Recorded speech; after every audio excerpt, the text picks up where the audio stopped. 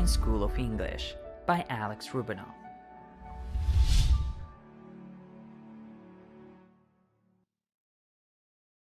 And now let's talk about the conditionals. Do you remember? We have talked about the conditionals. So here is the structure for them. We have talked about the zero, first, and second conditional. The zero conditional is about the basic stable things which always happen. Like for instance, if we sit in the sun, we may get burnt. Yeah. So our skin may be hurt. The first conditional, well, let's imagine that it's summer and it is really hot, and we can say, if you sit in the sun, you will get burnt. Your skin will get hurt, right?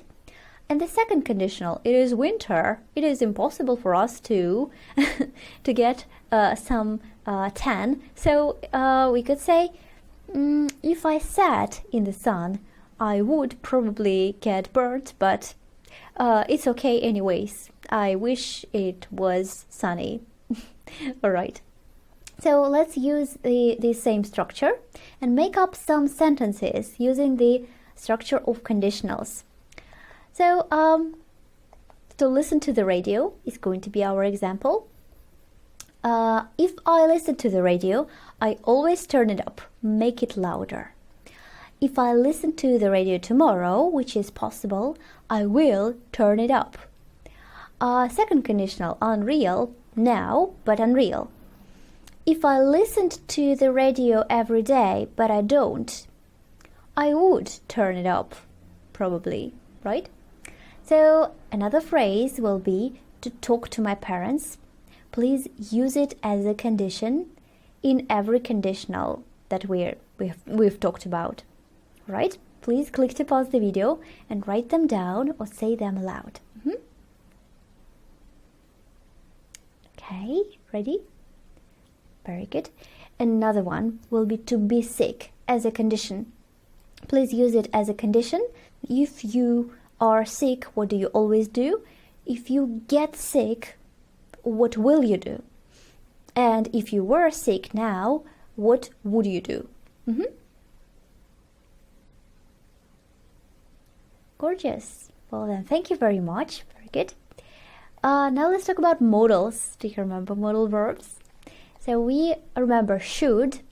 He should be attentive. It is recommended. Can. He physically can do that. He can be attentive. Have to. This is an obligation or a basic rule. He has to be attentive. Well, when he is at work, for instance. Don't have to. No obligation. He doesn't have to be attentive all the time. Like, why not? Mustn't. That is forbidden. Absolutely no chance of doing that. He mustn't forget about being attentive. Like, yeah, he is not allowed to be not attentive. He is not allowed to forget about it. May. May, suddenly, that is a probability. So he may be attentive. There is a chance that he may be attentive. And could, for instance, can be used for a polite request. Could you be more attentive, please? Like that. So let's use the phrase to be responsible with every modal verb that you can see now, right? So yeah, have you said these sentences aloud, or have you written them down? I hope you have. Another one will be to remember about it. Like, let's use the same modals with a phrase to remember about it. Very good, wonderful. Thank you very much for your practice. Then, we also talked about modal verbs with the perfective infinitive. Like, it has already happened. For instance, might have done, he might have left. There is a chance that he left. He might have left. He could have done that. but he didn't. He could have left, but he didn't do it. He could leave. Yeah, he had this opportunity. He could have left, but he didn't do it. Should have done, criticism or some kind of recommendation about the past. He should have left. Why didn't he? He should have done that. Can't have done something, which is impossible, some impossible action in the past. He can't have left. There he is. He can't have left. Must have done, deduction. That's about logic. He must have left. I don't see his car here. No car, so yeah, he must have left, probably.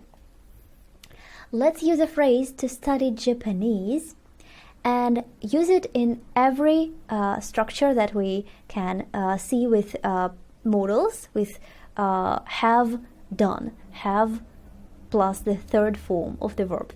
All right? Now let's talk about the passive voice.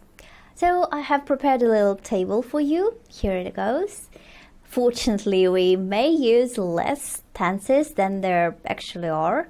So future simple. She will be read a letter. So she is blind, so someone will read the letter to her, and she will be read a letter. Present simple. She is read her letters usually. Because she's blind, she can't see, so she is usually read her letters. Past simple. She was read a letter yesterday. Present continuous. Right now, she is being read a letter. Past continuous.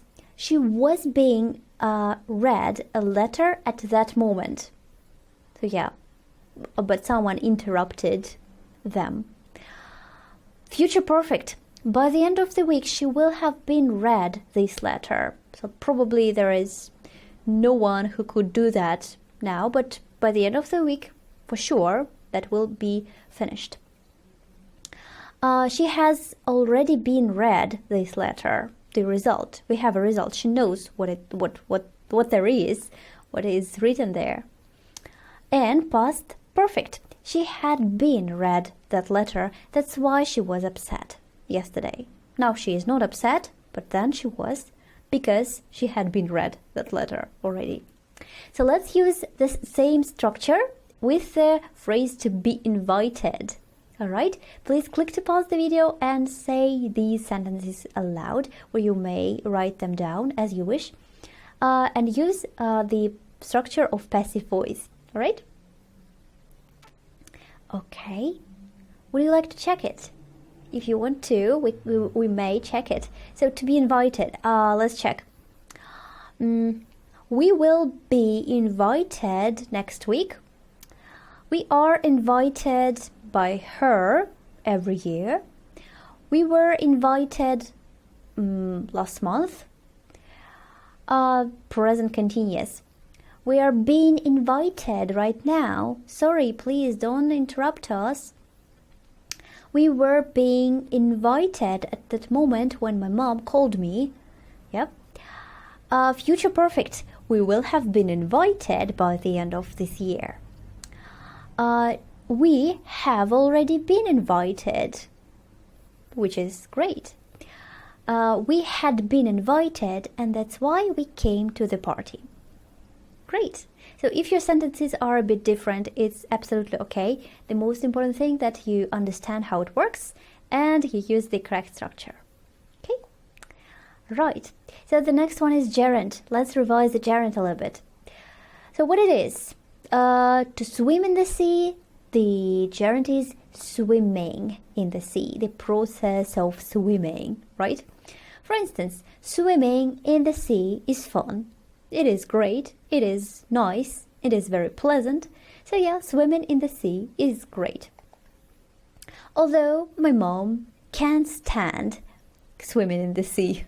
I don't know why, but probably it is true. So yeah, she can't stand doing that. Yeah, we use gerund after can't stand. My best friend isn't used to swimming in the sea. So yeah, this process is not nice for her somehow. I remember swimming in the sea. So I remember when I did that. I remember that process. All right. So let's use the gerund. Well, we may use the basic form of the gerund. So if you wish to use the perfective and the passive gerund, please feel free to do that. So let's start with a phrase to listen to music. So what can you say about listening to music, about this process? Please pause the video and write down your sentences. And finally, let's practice a little bit more. I'll give you a phrase. One is going to be an action. To cope with everything, that's an action. And a description, to be kind. That's a description. Let's make up some sentences about this lady using these two phrases. Please make them affirmative, negative, and a question to be sure that you may easily use it. All right? So the first one is going to be should have done. Are you ready? Okay, let's check. So she should have coped with everything. She should have been kind. The negative. She shouldn't have coped with everything. She shouldn't have been kind. A question. Should she have been kind? Should she have coped with everything? All right. The next one is last time. Last time. All right. So are you ready? Yeah, it is simply past simple. Simply past simple. Sorry. So yeah, last time she was kind. Last time she coped with everything. The negative. Last time she didn't cope with everything. Last time she wasn't kind. And a question. Was she kind last time? Did she cope with everything? All right. Is it the same that you had? I hope so. The next one is mustn't. Somehow, mustn't. Yep. So let's check your sentences about things that she mustn't do. She mustn't be kind, or she mustn't cope with everything. Must she be kind? Must she cope with everything? And an affirmative. Yeah, we haven't had an affirmative. She must be kind. Two options. First one is that's our logical deduction. Yeah, she must be kind. I think, yeah. She has many children. She's very popular. She must be kind. Or she must cope with everything. An obligation or logic. She must cope with everything. Her boss gives her a load of work. She must somehow cope with everything, I guess. The next one, could you try? Let's finish this one. All right. So that's obviously a request. Are you ready to check? Could you try to be kind? Could you try to cope with everything? Right? The next one, let's make it a gerund. Okay. Are you ready? So coping with everything is not easy. Being kind is important. Basically, that's all for today, guys. Thank you very much for watching, and I have a little task for you. So, if you have realized that some topic was not clear enough for you, it is the best time to watch that video again. And I totally recommend you to read those printed reminders that you have and the notes that you have written during the course.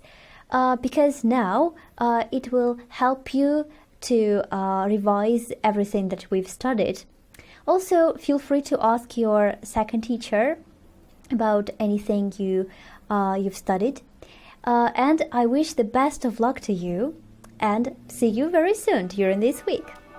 Bye bye!